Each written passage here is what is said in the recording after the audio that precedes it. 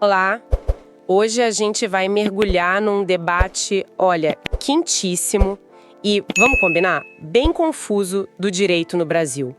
Onde é que termina o poder de um juiz e onde começa o da política? A gente vê essa discussão todo santo dia, né? Nos jornais, no Supremo. E para entender esse campo de batalha, a gente tem que voltar para uma pergunta que parece simples, mas que na verdade é o centro de tudo. O que, afinal de contas, é uma Constituição?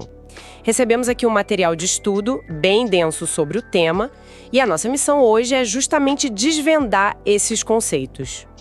É a pergunta de $1 milhão, né? Porque dependendo da resposta que você dá para isso, todo o castelo do direito se organiza de um jeito diferente. Como assim?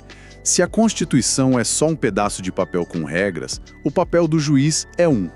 Agora, se ela é a expressão de valores de uma sociedade, aí o papel dele é outro, muito mais amplo. E é essa tensão que define o debate hoje. As fontes que a gente recebeu dão um mapa excelente para entender as origens dessa disputa. Certo. Então vamos começar pelo começo mesmo. Para a maioria das pessoas, a resposta para o que é uma Constituição seria, sei lá, é o livro de leis mais importante do país. Simples, né? Mas pelo que eu vi no material, para o direito, essa resposta não é nem de perto o suficiente. Não mesmo. Essa resposta descreve o que a gente chama de sentido formal da Constituição, que é um bom ponto de partida, tá? Formalmente, a Constituição é isso aí. O documento no topo da hierarquia das leis, feito por um processo super especial, difícil de mudar. Mais rígido, né? Muito mais rígido que uma lei comum. Nesse sentido, o que estiver escrito ali dentro é norma constitucional. Ponto final. Mesmo que o assunto não tenha nada a ver? Exatamente. E aí entram os exemplos clássicos que os materiais para concurso adoram. A nossa Constituição de 88 tem um artigo, o 242, que diz que o Colégio Pedro II, lá no Rio, deve ser mantido na órbita federal. Uma escola. Uma escola específica. Isso tem a ver com a estrutura do Estado?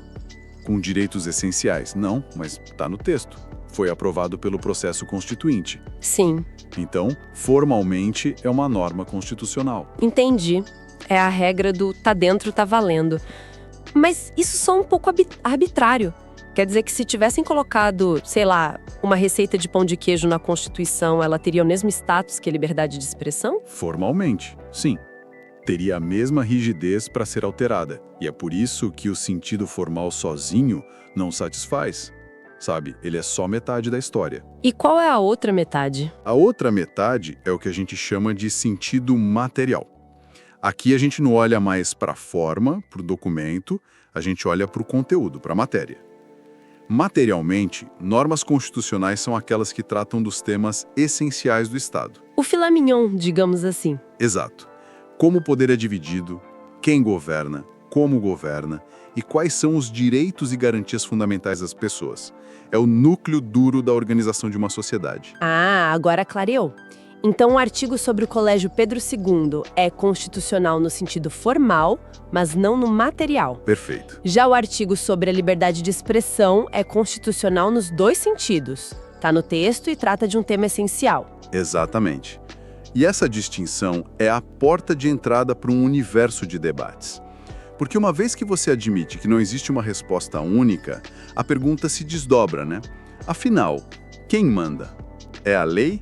É o poder? Ou é a sociedade? E aí, pelo que eu vi, entram os 3 tenores do direito constitucional que o material cita: Lassalle, Schmitt e Kelsen, certo? Isso. São 3 escolas de pensamento, cada uma com uma visão de mundo completamente diferente. Então vamos começar pelo primeiro, Ferdinand Lassalle. Qual era a dele? Lassalle era um pensador alemão do século XIX, muito ligado ao movimento socialista. E a visão dele era extremamente pragmática, quase cínica, eu diria. Para ele, a Constituição de verdade não é o texto que está escrito bonitinho encadernado. A Constituição real, ele dizia, é a soma dos fatores reais de poder de uma sociedade. Fatores reais de poder. O que seria isso? Tipo, o poder econômico, os militares, a elite política? Exatamente. Os banqueiros, o agronegócio, os grandes conglomerados de mídia, as forças armadas. Lassalle dizia que a Constituição escrita, que ele chamava de uma simples folha de papel, Ah, essa frase é famosa. famosíssima. Ele dizia que essa folha de papel só tem valor se ela refletir o equilíbrio de poder que já existe na prática. Se o texto diz uma coisa, mas os donos do poder têm força para ignorar, a Constituição real é a vontade deles. O papel vira letra morta. Peraí, deixa eu ver se eu entendi. La Salle está basicamente dizendo que a nossa Constituição de 88, com todos aqueles direitos lindos, só vale de verdade nas partes em que os poderosos concordam. Isso é um pensamento bem pessimista, quase revolucionário. É totalmente. A teoria dele é uma provocação. É um chamado à realidade, dizendo: não se iludam com textos. Olhem para quem manda de fato. E isso ajuda a gente a entender porque, até hoje, certas leis, sei lá, de proteção ambiental, mesmo perfeitas no papel, têm tanta dificuldade para sair do campo das intenções, né?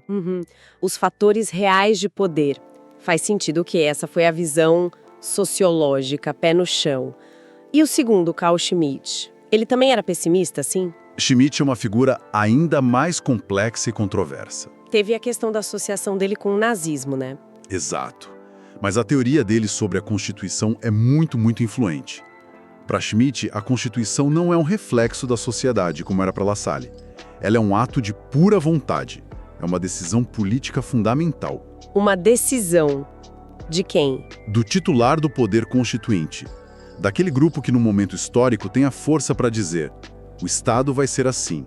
A forma de governo vai ser esta. Os inimigos são aqueles.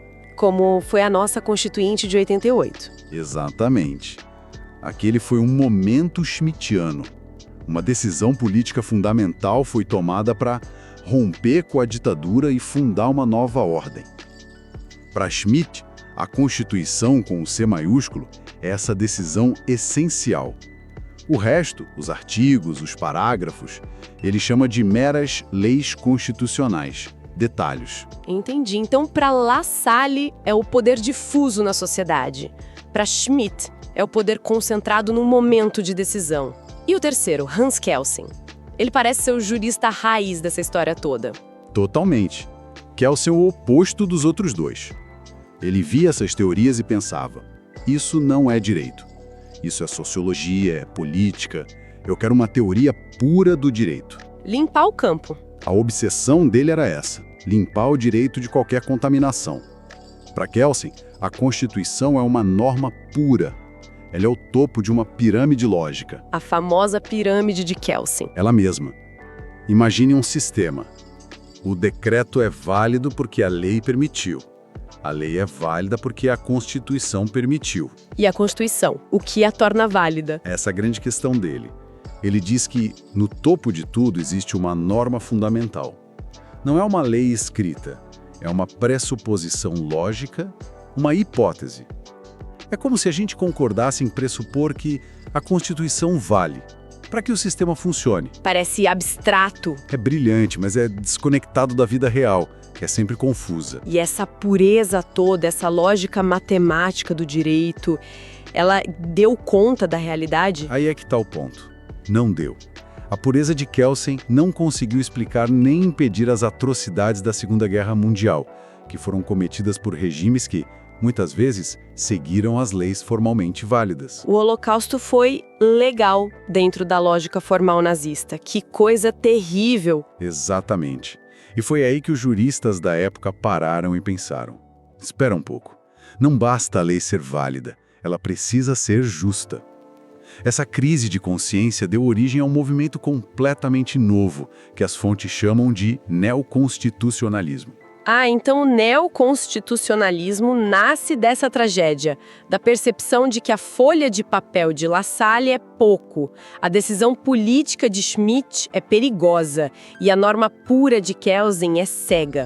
O que esse novo modelo propõe de diferente? Ele propõe uma fusão, sabe? A Constituição não pode ser só um texto formal. Ela precisa ter força para mudar a realidade. E ela não pode ser só um ato de poder. Ela precisa estar enraizada em valores éticos. O neoconstitucionalismo diz que a Constituição tem uma alma, um DNA de valores, como dignidade da pessoa humana, justiça social. E todo o resto do direito tem que ser lido a partir disso. Isso, essa é a ideia. E na prática, como funciona? O material fala de algumas características. A primeira é a tal da força normativa da Constituição. Exato. Essa ideia, defendida por um jurista alemão chamado Konrad Hesse, virou o jogo. Ele diz que a Constituição tem uma pretensão de eficácia. Ela ativamente quer ser aplicada. Isso mudou a postura dos juízes, que antes viam os princípios como direito à saúde, como meras sugestões poéticas. Tipo uma carta de intenções? Exato. Com o neoconstitucionalismo, eles passaram a usar esses princípios para tomar decisões concretas. Por exemplo, obrigar o Estado a fornecer um remédio caro para um cidadão. A folha de papel de La Salle ganhou músculos. Entendi a força normativa. Mas e a segunda característica que o material aponta? A centralidade dos direitos fundamentais. Isso não abre uma porta perigosa se tudo passa a ser interpretado a partir de um princípio abstrato como dignidade? O juiz não acaba decidindo com base no que ele acha que é digno, em vez de aplicar a lei? Essa é exatamente a crítica. É o centro do debate atual sobre ativismo judicial que a gente falou no começo. A teoria é que os direitos fundamentais viram o sol do sistema jurídico. E todos os outros planetas, as leis civis, penais, tributárias, têm que girar em torno deles. E isso é a constitucionalização do direito? É isso. Um juiz, ao analisar um contrato de aluguel, que é direito civil, privado, pode relativizar uma cláusula se entender que ela fere o direito à moradia, que é um direito fundamental. Isso dá um poder imenso ao judiciário. Um poder que precisa de uma ferramenta, imagino, e deve ser a quarta característica, a expansão do controle de constitucionalidade. Precisamente, o controle de constitucionalidade é a ferramenta.